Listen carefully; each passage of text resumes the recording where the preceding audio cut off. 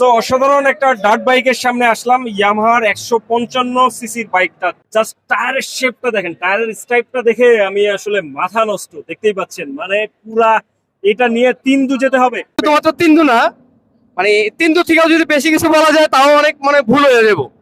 এবং ডার্ট বাইকের প্রতি আমার আলাদা একটা ফ্যাসিনেশন আছে। আমি কিন্তু এখানে অনেকগুলো বাইক আছে, শুধু ডার্ট বাইকের দিকে শুধুমাত্র মানে আমার নজরটা পড়ে রয়েছে। ডার্ট বাইকের ব্যাপারগুলো অন্যরকম। টায়ার কি রে বাবা, এটা নিয়ে পুরা মারাথন 3 দু দার্জিলিং সিকিম যাওয়া যাবে। তো নট অনলি দার্জিলিং সিকিম, এটা দিয়ে আমরা আরো বিভিন্ন দেশে বিভিন্ন জায়গায় পাহাড়ি ট্যুর আমরা দিতে পারবো। এই বাইকটার মধ্যে ফ্যাসিনেশনের একটা ব্যাপার স্যাপার আছে যেটা একটা অন্যান্য বাইকের মধ্যে নাই। এটা খুব পছন্দের একটি বাইক। আমি আসলে এই বাইকটার পুরো ফ্যান হয়ে গেছি, মানে জোস, পুরো মাথা নষ্ট। আমি জানি না, একটু উঠি বাইকটার উপরে, না উঠলে নয় আসলে। ও সেই সেই